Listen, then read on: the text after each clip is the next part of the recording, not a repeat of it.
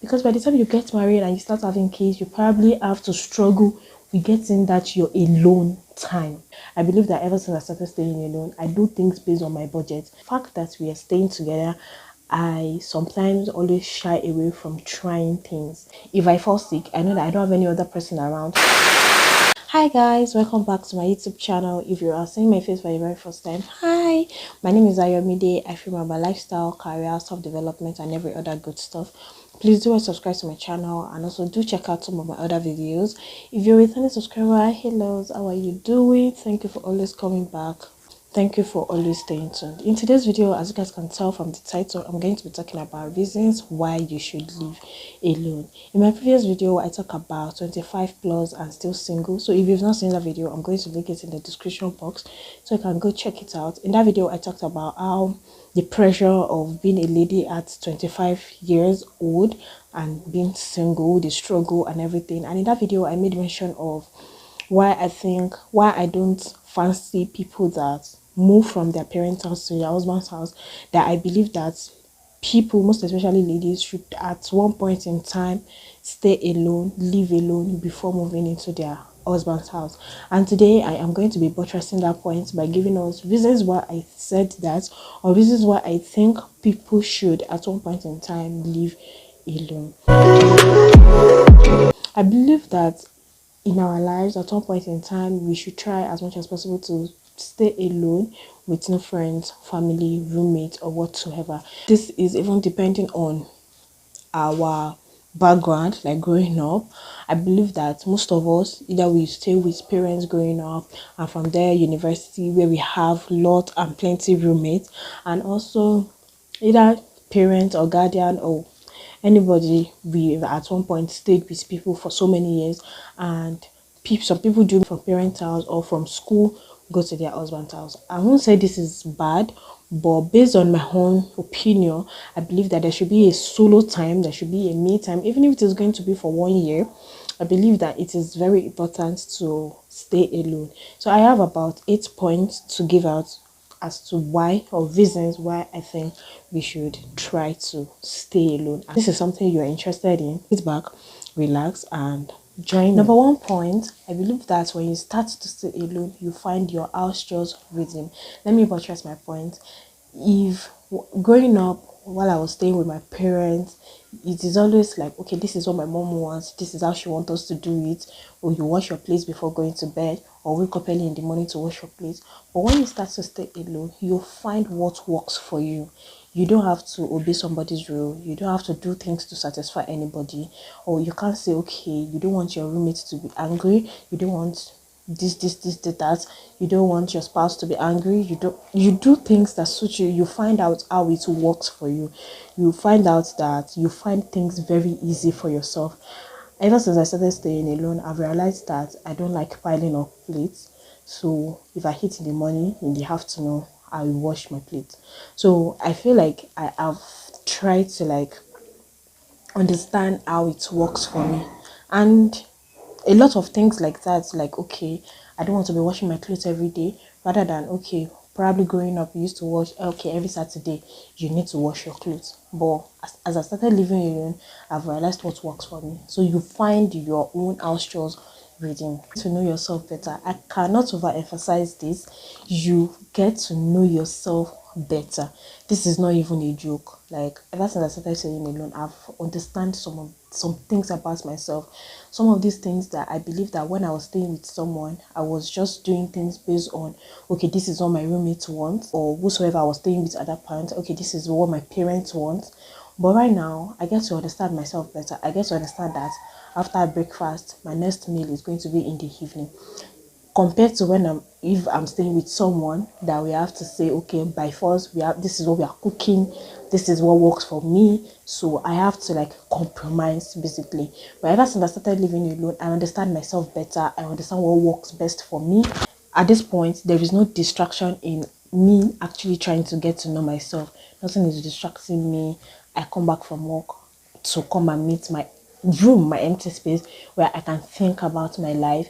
I can think about the new things that I'm finding out about myself. Become financially responsible. This is not even like a joke. Like, no one is even going to tell you. It's just dawned on you, like it's just going to come in and settle in the level of independence, which make a whole lot of sense. Before getting attached to another person or before living with your spouse, there should be a level of which you can handle finance. Like I believe that this is the moments where your parents is not doing anything for you. You're probably doing everything on your own. You pay for your NEPA bill, you get food stuff on your own, you get to pay all those things. You are doing everything on your own. It tends to make you understand how to be able to like be financial stable, how to be able to like control how you spend your money. I believe that ever since I started staying alone, I do things based on my budget. I now get like this responsibility that just comes in from from nowhere.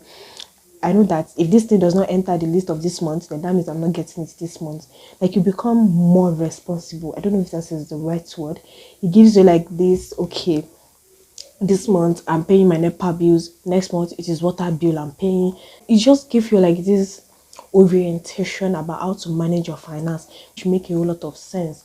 Rather than when your parents were doing everything for you, they were paying almost all the bills for you. Now you are doing it on your own. You are independent. You have all the right to know how to manage everything before going into settling down or even establishing a family. Just you to pursue what you are passionate about. Let me set an example. When I was staying with my roommate, when I was in school, I had a roommate who happens to be my best friend. I mean, she wasn't hindering me from doing some things, but the fact that we are staying together, I sometimes always shy away from trying things. Like I feel like, okay, if I'm doing this thing, am I not inconveniencing this person? But if you're staying alone, you have all the time for yourself to explore. No one is going to tell you that, oh, why did you scatter the room? I remember when I wanted to start my channel, one of the things that was making me shy was I realized that anytime I want to film videos, I flow very well if my roommate is not inside. But if she's at home, I kind of like had to struggle with how, I don't know if you guys understand, like I have to struggle with how fluent I am. I have to struggle with the flow. But if I'm the holy one, like I know that I'm the holy one in this house, I'm just flowing. Like, okay, I'm just talking. So when you're staying alone, you have that privilege of trying new things out. No one is injuring you. There is no like, okay, you giving excuse of it's because my roommate is at home, that's why I've not tried it, or it's because I don't want to distract, I don't want to disturb my roommate, it's because I don't want to, I don't know how this person will feel if I'm doing this kind of thing. Okay, I don't want to mess up the house because of my roommate, I don't want to do this and that. But if you're staying alone, you have the whole time, you have the whole place to yourself to explore and try new things out, things that you are passionate about. Imagine if you want to start doing, okay, let's say like a podcast, and you have someone around and you don't want to wake up in the middle of the night and be disturbing with person with mic, or be scattering the house because you're trying to create content. It just helps you to like do things that you're passionate about. It gives you some level of maturity. This also has to go with the aspect of finance that I talked previously. This level of maturity just comes in like, okay, I am responsible for anything that happens to me.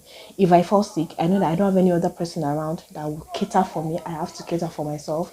If I'm hungry, I know that there is no one that is going to enter the kitchen to come and do it for me. Like it just gives you this level of responsibility and maturity. You now handle things better. You now see yourself as your own mother, your own husband, your own child, your own partner. You see yourself as so many things. Like it just gives you this level of maturity to handle things better. I realized that ever since I started staying alone, some of the things that even pisses me off don't really piss me off again. The way I handle things now change because I now understand better. I don't know, it's just occur like that. I feel like it's just this level of maturity just dawned on me based on, okay, I am here, this is me, this is everything that I have.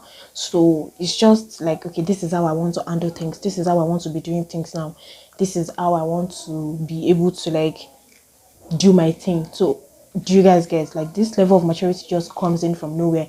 And sometimes I just wonder how I am able to do these things that I feel like in the past I would be like, I can't.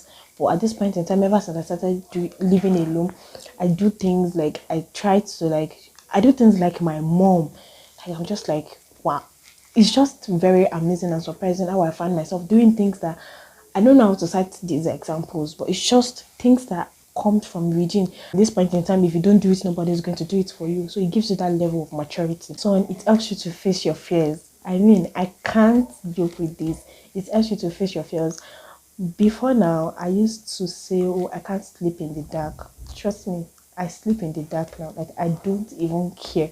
Like, I don't know how that happens. It's just happened automatically. And I know I have other fears that I know that I've been able to face them now, because I know that nobody is going to help me do it. I have to do it on my own.